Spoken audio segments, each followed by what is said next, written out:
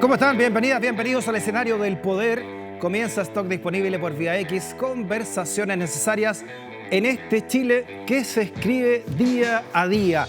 Comenzamos el programa de hoy hablando de AFPs, en qué están las AFPs, pero también en algo muy interesante, este estudio, este libro que salió sobre negociación colectiva ramal. Mira, este libro, ¿en qué consiste, no? Búsqueda de una mayor participación en la riqueza del sistema financiero, hecho por la Fundación Sol y por la Confederación de Sindicatos Bancarios y Afines, son quienes hicieron este estudio. Y para entenderlo también estamos precisamente con dos invitados que pertenecen a estas agrupaciones. Me refiero a don Marco Kremerman, desde la Fundación Sol. ¿Cómo está, Marco? Muy bien. Bienvenido. Muchas gracias. Y don Luis Mesina, usted lo conocemos harto, hablando sobre la AFP, ¿no? Y no más AFP, pero ahora viene como director de los sindicatos bancarios y afines también de la Confederación. Muchísimas gracias. Bienvenidos. Gracias. Hablamos de esto. ¿Les parece, por ejemplo, que comencemos con este titular? ¿No? Dice, Jara y reforma de pensiones. Se refiere a la ministra Yanet Jara, que está ahí en la fotografía. Hemos visto una tramitación lenta y eso nos preocupa. Dice que la autoridad llamó a cumplir los plazos y valoró también que, comillas, no hemos visto a los senadores de oposición desmarcándose de lo que aprobaron, ¿no? Un titular antes de irnos al corte. Marco Kremerman, ¿en qué está esto en el Senado, no? ¿Cómo va este 6%? ¿Hacia dónde va? Está todo muy ambiguo, muy enredado. Tal como tú dices, la reforma de pensiones que se presentó a fines del 2022 acaba de cumplir o está por cumplir 2 años de tramitación. Pasó la primera valla en la Cámara de Diputados y está en segundo trámite. En estos momentos está en la Comisión de Trabajo y Previsión Social del Senado. Y ahí entró en una dinámica de que desde el mundo más conservador se pusieron firmes, ¿no? Desde la AFP se pusieron firmes y toda la cotización adicional han planteado que debe ir a cuentas individuales, ¿no? Dejando de lado toda la discusión sobre la crisis previsional. Toda la adicional. El 6% que se propone como cotización adicional. Ni siquiera que es lo que había dicho el propio presidente Piñera, que era 3 y 3, ¿no? Exactamente. Y el gobierno actual, lamentablemente, desde una postura inicial, el proyecto de ley inicial, que planteaba que los 6 puntos de cotización adicional iban a ir a una lógica no completamente de solidaridad, pero en un porcentaje importante de solidaridad. Hoy día ya plantea que podrían ir solo 2 puntitos a lo sumo a solidaridad. Y esto está en una lógica de un acuerdo legislativo que se espera que se termine votando en enero del 2025. No hay certezas, pero a mí lo que me preocupa es que toda esta discusión que hemos tenido ya más de 2 años, de los años anteriores que tuvimos de discusión, con sendas movilizaciones convocadas por la coordinadora No Más AFP, al parecer el problema de la crisis previsional como que se deja de lado a la hora de discutir, ¿no? Y la discusión está en otros criterios, en otro marco, en otra cancha del juego. Solo quiero mencionar un dato que me parece que es el más grave. El año pasado, 2023, se jubilaron cerca de 150.000 personas, nuevos pensionados y pensionadas.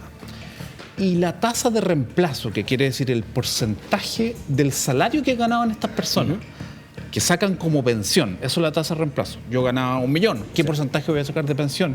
De promedio, el salario en los últimos 10 años fue 27,7%. Alguien podría decir, pero es que en Chile muchas personas cotizan poco, como si fuera culpa de las personas. 270.000 pesos si tú ganabas 1 millón. Exactamente. Que está muy lejos de la promesa esa de ese titular del Mercurio que tanto se conoce, ¿no? Del 100%. Que al 2020 se exactamente. ibas a jubilar con el 100% de tu... Pero esa promesa lo que indicaba es que miráramos a aquellas personas que no tuvieran lagunas previsionales, que tuvieran carrera completa. Entonces uno diría, en Chile efectivamente hay personas que no porque quieran cotizan poco. Miremos a quienes cotizaron 35 o 40 años. Perfecto. Casi 40 años. Y en ese contexto que explica Marco, Luis, ¿qué te parece esta gráfica, ¿no? que trae precisamente de la Fundación Sol, señalando las utilidades que tiene la AFP a septiembre solamente del 2024, con 1.726 millones de pesos al día de utilidades? Ahí está el desglose, ¿no? Por total, y el total de más de 472.000 millones de utilidades en este primera parte del año de enero a septiembre. Más de un 35,4% más de utilidades respecto del igual periodo anterior. Sí, lo que ocurre con estas tremendas cifras es que la ciudadanía, el hombre, la mujer común y corriente, se pierde. No puede significar una cantidad con tantos ceros y por lo tanto hay que tratar de significarla. Bueno, son casi 500.000 millones de pesos que han obtenido utilidad de las AFP. Para que la gente se haga una idea, la Teletón que terminó la semana pasada logró 45.000 millones de pesos, es decir, 11,2 veces más han logrado las AFP durante el presente año, al mes de septiembre. Faltan todavía 3 meses de utilidades para que vean la dimensión de lo que estamos hablando. Pero a propósito de lo que decía Marco, que es muy importante, estamos cumpliendo 44 años de un sistema absolutamente fracasado. Porque un sistema previsional, ¿cómo lo medimos? Primero, por la suficiencia de las pensiones, es decir, cuál es la tasa de reemplazo que pagan. Y ya lo dijo Marco, las cantidades son francamente miserables. Pero lo más grave, ¿por qué estamos enfrentados a este escenario tan complejo y que no se ha resuelto? 44 años llevamos con este sistema. Mira, el gobierno presentó el 7 de noviembre en cadena nacional, el presidente Boric, esta propuesta de reforma de pensiones que consistía en un 6% un seguro social.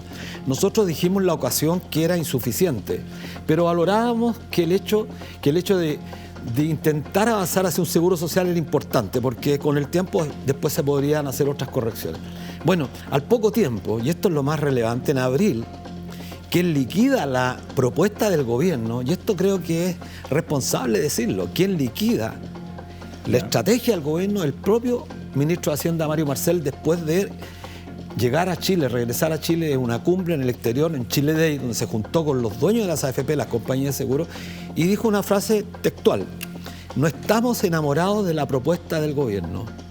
Le siguió la ministra la semana siguiente con una propuesta en la misma dirección, y quien en ese entonces era el subsecretario de Pensiones, Cristian Larraín, que después tuvo que salir. Es decir, las 3 máximas autoridades encargadas de llevar adelante la propuesta que se hizo pública comenzaron a horquillarla a distintos ángulos, y derechamente esto ofreció un campo muy grande. Como el mismo gobierno diciendo que por supuesto, y por lo tanto la derecha y los dueños de la AFP arremetieron, y cada día han ido desvalorizando. Frente al discurso de la solidaridad y de que esto realmente sea un concepto social, ¿no?, que hay detrás de lo que son los sistemas de pensiones, está la publicidad de la AFP y sus defensores que señalan que la plata es tuya, que son tus fondos, que son heredables, etcétera. ¿Cuánto de eso hay cierto, que realmente los fondos son tuyos en este concepto? ¿Y de qué sirve eso realmente? Hagamos una pausa.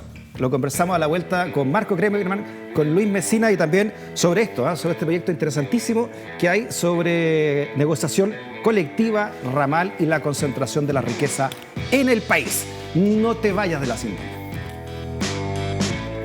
Ya, seguimos conversando sobre AFP, también sobre negociación colectiva ramal y la importancia en la búsqueda de una mayor participación en la riqueza del sistema financiero, junto a Marco Kremerman y junto a Luis Mesina también.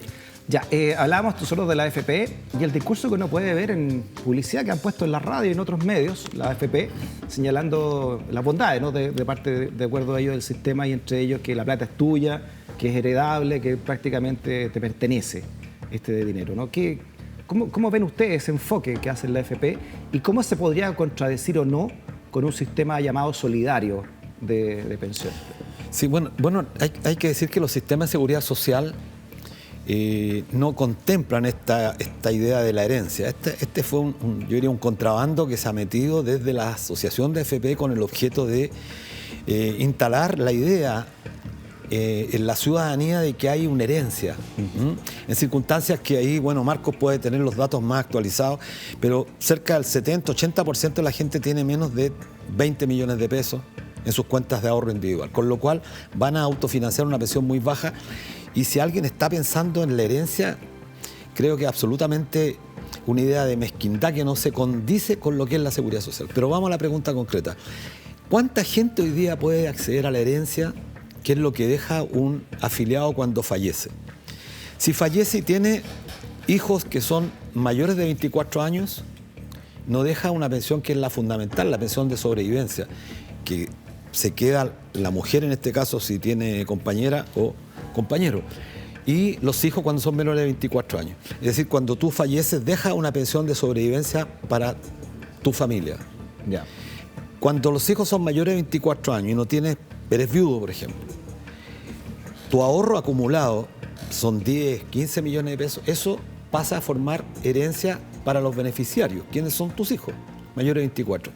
y con el certificado de función, más con la acreditación de la posición efectiva, la AFP debiera pagarles la plata. Eso es lo que dice la norma. Ajá. Pero vamos a la práctica ahora, hay cientos de casos, no uno, cientos, yo me atrevería a decir miles de casos, en que las AFP, mediante subterfugio, y esto es relevante para la gente que escucha este programa, son cientos, miles, insisto, de casos donde la AFP, mediante subterfugio, evita el pago de la pensión y ha llegado al extremo, en algunos casos, de pagarla en cuota, lo que es absolutamente contrario a la propia norma. Y desgraciadamente, aquí hay que decirlo también, el superintendente de pensiones, que deberá jugar un rol más activo en términos de que la norma se cumpla, finalmente el rol del superintendente en los últimos años ha sido de garantizar el negocio privado de las AFP. Perfecto. ¿Qué pasa si uno se muere, ¿no? Y no tiene cónyuge, por ejemplo, y los hijos son mayores de 24 o 25 años? ¿Cuál es el trámite de eso? ¿Y qué diferencia hay entonces entre una pensión de sobrevivencia y una heredabilidad? Es que la pensión de sobrevivencia es cuando hay sobrevivientes beneficiarios de esa pensión, es decir, hijos menores de 24 años. O en el caso, si tú eres un varón y estás casado, tu esposa tiene derecho también a una pensión. Y se paga entonces la pensión de sobrevivencia, que está estipulado en la ley. Hay pensiones de vejez, de sobrevivencia, de invalidez. ¿Ya? Perfecto. Pero si, vuelvo al ejemplo, si la persona es viuda o no tiene mujer legalmente, estoy hablando del caso del varón, y sus hijos son mayores de 24, entonces genera una herencia con el ahorro acumulado que tiene. Entonces quienes tienen que cobrarla son los herederos, en este caso sus hijos. Si no hay hijos, bueno, serán sus padres. Si no hay padres, serán sus hermanos. Y hasta ahí llega el cuento. Perfecto. Marco, otra definición, ¿no? Otra defensa que tienen las AFP es que se paga poca pensión en Chile. Que es poco el porcentaje, por eso que es bueno que suba este 6% a lo que se está pagando, que esa sería una causa de las bajas pensiones que hay en Chile. ¿Qué te parece también a ti ese argumento? A ver, efectivamente en Chile es un país que se cotiza menos en relación a los países de la OECD, ¿no? En Chile cotizamos 10% para vejez, más el pago de la comisión por administración a la AFP, más un seguro de invalidez y sobrevivencia, que es lo único que aportan los empleadores en Chile, ¿no? Que está en torno a 1,4% aproximadamente. Entonces, efectivamente, ese monto de cotización se puede subir. De hecho, la propia propuesta de la Coordinadora Noma AFP, que además de tener propuesta de negociación colectiva, también tienen para el sistema de pensiones, propone elevar la tasa de cotización. Pero la pregunta es la siguiente, la reflexión es la siguiente. ¿Le vamos a seguir echando más benzina a un sistema que ya fracasó en términos del objetivo central de un sistema de pensiones, que es pagar buenas pensiones, y que fracasó socialmente? ¿O vamos a pensar en un sistema más equilibrado como el que tiene la mayoría de los países del mundo, donde hay un componente fuerte, robusto de seguridad social? Esa es la gran diferencia. Entonces, hay que decirle a la asociación de AFP que transparente es lo siguiente. Si es que los 6 puntos que se están discutiendo actualmente van a cuentas individuales y a las AFP, si las AFP ya no manejan 10, sino que van a manejar 16, la asociación de AFP tiene que decirle a la población que quien se jubile en el 2070, que esa sería la nueva promesa, cotizando 16, va a sacar igual tasa de reemplazo o peor que la que está sacando hoy día quien cotizó 10. Claro, porque las caídas de la rentabilidad van en no, y nada lo asegura, porque todo esto está en las bolsas. Las bolsas son las que mandan finalmente, el mercado el que manda aquí, ¿no? Así es, pero cuando uno mira década por década qué ha pasado con la rentabilidad de los fondos, es una caída libre. Ya. Entonces, para solo mantener las bajísimas pensiones que paga el sistema actualmente, hay que echarle el doble de benzina de la que deja hacerte una pregunta, una pregunta como economista también. Si ahora las FP en 9 meses, como ustedes lo explicaron, ganan cerca de 500.000 millones de utilidades de pesos, ¿cuánto ganarían entonces si le sumamos ese 6% a lo que ya están recibiendo? ¿También aumentarían la ganancia de la AFP? Bueno, esa es una excelente pregunta para transparentar lo siguiente. El principal ingreso de la AFP y la principal fuente de utilidades son las comisiones que cobran a los afiliados y afiliadas, y en este caso los cotizantes que lo hacen regularmente mes a mes. Eso representa un poco más de $1.000 millones por año. Se embolsa en la AFP solo por comisiones. Es como un ingreso seguro, porque las personas tienen que cotizar y regularmente hay una franja cercana a 6 millones de cotizaciones todos los meses. Entonces, si le agregamos un 6%, estamos hablando de que va a haber un monto mayor para poder administrar, para poder invertir. Probablemente van a aumentar los ingresos y las utilidades de las AFP, pero es increíble que una persona que cotizó 40 años ¿Ya? y ganaba 1 millón de pesos se termine yendo para la casa con 300 lucas de pensión, Claro. y la AFP ganen 1.700 millones al día. Y explícanos este gráfico entonces a propósito, ¿no? De que ustedes sacan con las comisiones fantasma, comisiones de intermediación, que entre el 2004 y marzo del 24, o sea, en 20 años, han usado, y aquí ya se me perdió la cifra, 8.143 millones, más o menos, ¿no? Ya ni don Francisco puede decir esta cifra ya, de los fondos de pensiones para el pago de comisiones de intermediación, conocidas como comisiones fantasma. ¿Qué son las comisiones fantasmas? Es súper buena pregunta, porque se les dice comisiones fantasmas porque hace un tiempo atrás las AFP no informaban en las cartolas sobre estas comisiones y nadie sabía de estas movilizaciones se subo, con las Así movilizaciones es. no Esto no es gratis, esto es por movilización y organización de los trabajadores y Disculpa, pero trabajadoras. son millones de millones, son 8 millones, 143 Y mil, esto, ojo, esto es legal, Ya. Freddy, es legal. En el artículo 45 bis del decreto ley 3500, que es el marco normativo del sistema AFP Ya. que se crea en el año 80-81, se permite que las Increíble AFP esta cuestión. tomen parte del fondo que administran, además de la comisión mensual que le pagan las cotizantes. Esas comisiones sobre comisiones, como tú dices. Exactamente, ¿eh? toman del fondo común. Y aquí uno entiende, o sea, hay muchas, mira, imagínate esta plata, estas son las comisiones fantasmas nomás. Imagínate las que son de carne y hueso, que ya las vimos ahí, ¿no? Y ahí está la proporción. En promedio, ¿cuánto por año las AFP sacan del fondo común para pagarle intermediarios para que le saquen más trote a renta variable, inversión Oye, extranjera? increíble esta 500 cuestión. millones de dólares. Claro, por eso 1.000 que- millones por las comisiones mensuales, 500 millones de dólares por las comisiones de intermediación. Por eso que hay tanto interés dando vuelta y hay tanta gente defendiendo un sistema que a todas luces el jubileo para el sistema financiero es completo, ¿no? Versus la realidad de las pensionadas, sobre todo, y pensionados de Chile, que si no fuera por estas 100.000 pesos de la PGU, de la 200, PGU, de la presidenta 214.000, Bachelet, claro. estarían bajo Yo creo la que- línea de la yo pobreza creo hace que rato, ¿no? es relevante subrayar algo que planteaba Marco, que es francamente escandaloso mirar estas cifras, porque no guardan absolutamente ninguna relación con el nivel precario de las pensiones que reciben quienes finalmente son los que aportan una parte importante y considerable del salario. Si aquí lo que está en juego es el salario de los y las trabajadoras.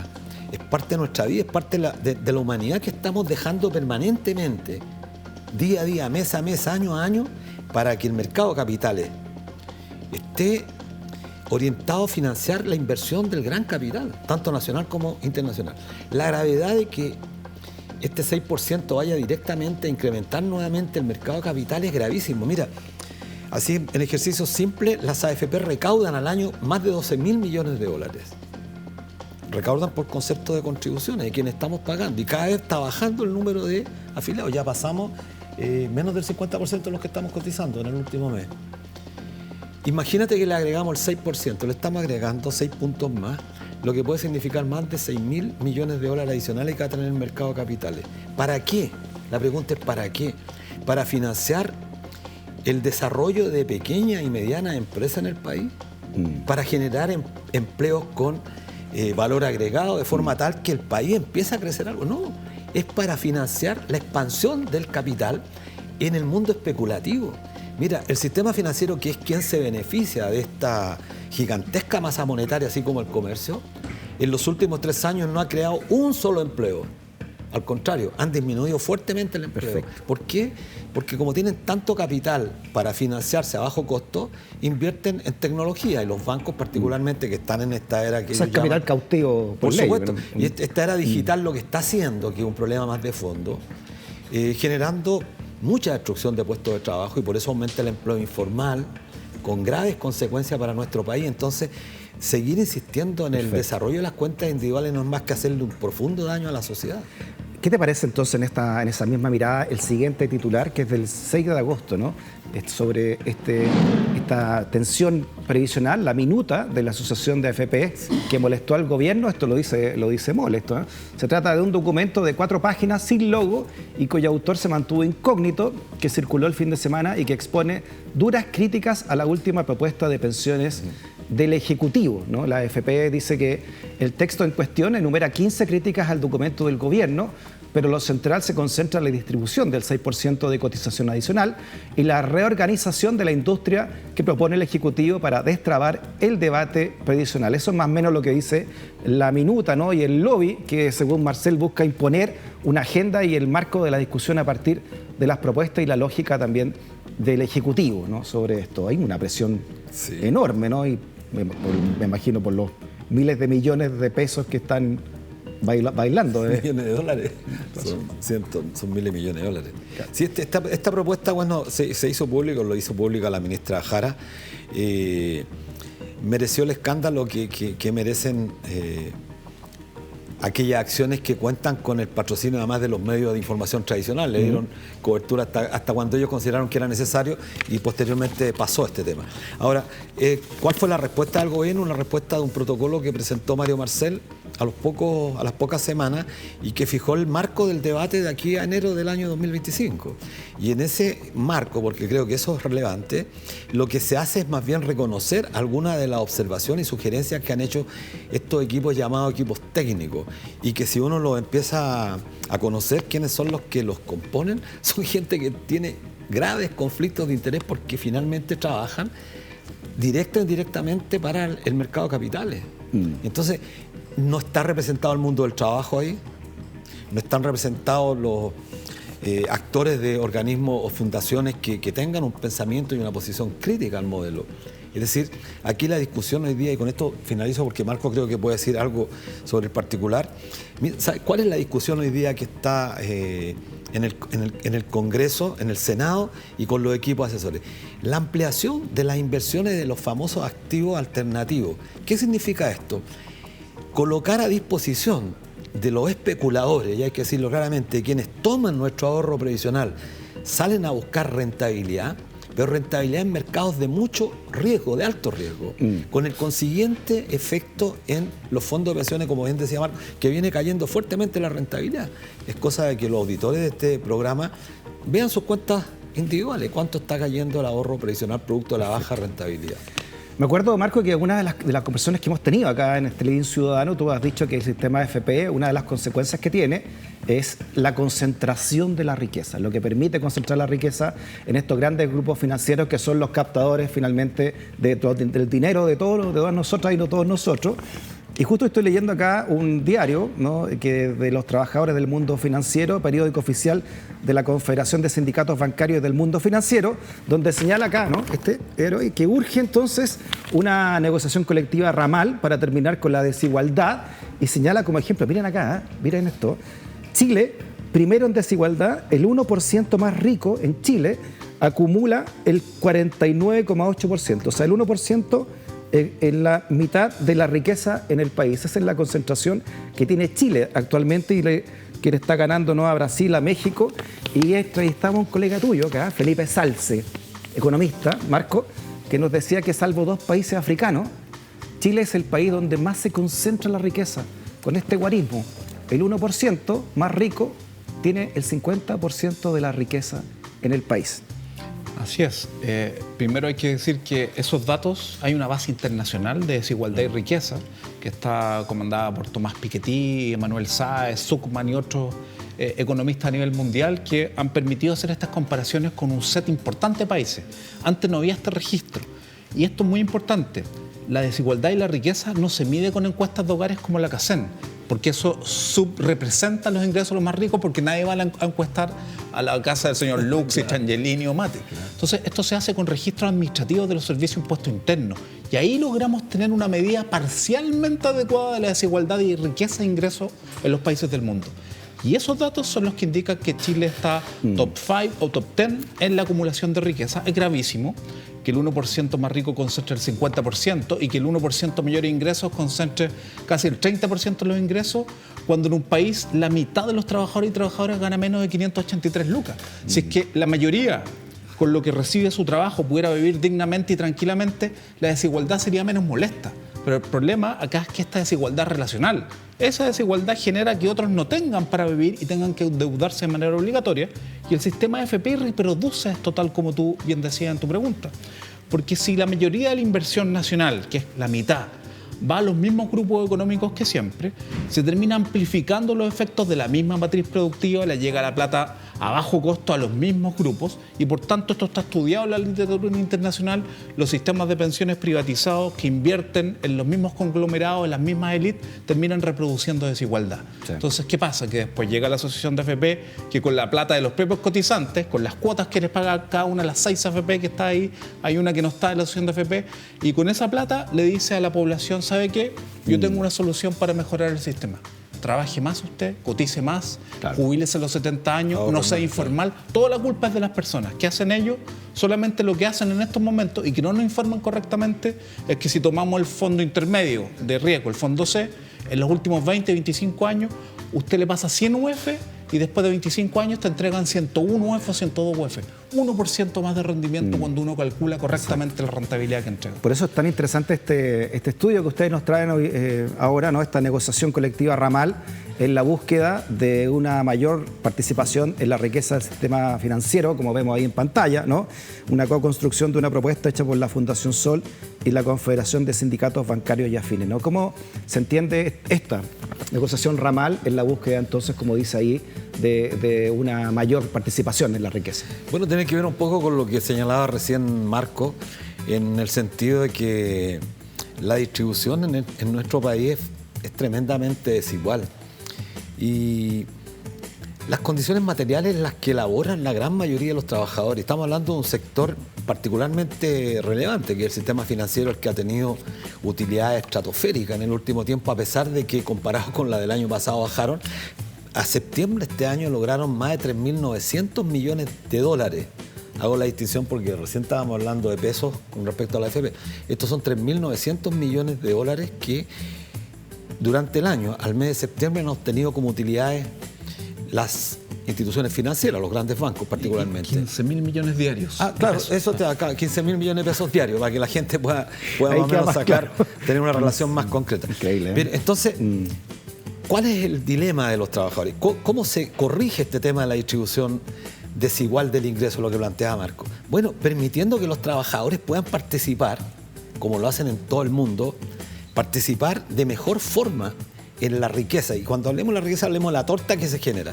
De esa torta, ¿cuánto van a participar los trabajadores? Bueno, la única herramienta más eficaz que se conoce a nivel planetario, incluso reconocido por la propia Organización Internacional del Trabajo, la OIT, es que la negociación colectiva ramal es la herramienta más eficaz para poder lograr que los trabajadores participen en mejores condiciones de la riqueza que genera. ¿Qué significa ramal? Para que nos quede claro el concepto. Hace relación a la rama íntegra. Hablamos de bancos, de compañías financieras, de corredoras de bolsa. Se establecen estándares mínimos. Esto es muy relevante porque a juicio nuestro, en la investigación que hicimos con Fundación Sol, detectamos que de repente hay en este país, en nuestro país, conceptos que se introducen en el debate que no dan cuenta de la realidad histórica, no dan cuenta de la realidad material con la que la gente interpreta o conoce las cosas. Entonces se instaló la idea esta del multinivel, negociación multinivel, que es una cosa rara que no va con el lenguaje histórico de los trabajadores chilenos. Todos sabíamos que lo importante era la negociación ramal, que dice relación con una rama. Lo multinivel tiene que ver con niveles dentro de la rama, que es totalmente y es perfectamente posible llevar. Pero cuando estamos hablando de la negociación ramal, ¿a qué hacemos referencia? A estándares mínimos, es decir, no pueden haber salarios que estén por debajo de un estándar que el conjunto de los trabajadores considere. Se nos acaba el tiempo, disculpa Luis y Marco, pero ¿dónde se puede encontrar este estudio para quien quiera bueno, hacer? En la página web de la Confederación de Sindicatos Bancarios, está en la página web de Fundación Sol. Perfecto. La gente puede ingresar ahí y va a tener acceso a esta información. ¿Y cómo conectarse con ustedes también? Y cómo también ahí están adelante los datos y con Fundación Sol. Perfecto. Un minuto, Marco, para una reflexión. ¿Qué tipo de sociedad se construye? ¿Qué tipo de nación se construye cuando el 1% tiene el 50% de la riqueza? Y sumando. Es una sociedad completamente injusta y con democracia cero. Y por eso es tan importante la negociación ramal por sector económico. Porque los empresarios, las empresarias, se organizan como quieren, por rama a nivel nacional, pero no le permiten a los trabajadores y trabajadoras que negocien, ¿no? Y se pueden organizar ellos también. O sea, democracia para ellos, pero para los trabajadores Perfecto. y trabajadoras no hay democracia. Eso es lo que se termina sucediendo. Marco Kremerman, muchas gracias por haber venido. Saludo grande, Muchas grande gracias. a la Fundación Sola. Gracias, Y lo Fred. esperamos ver más seguido también en este Link Ciudadano. Luis, también a ti. Muchas gracias por haber Muchas venido. gracias a También ustedes. saludo grande a los trabajadores del sistema financiero, ¿no? Que tú Muchísimas vienes a representar también Sí. aquí, no solamente no más AFP. Así es. Que esté muy bien. Muchas gracias.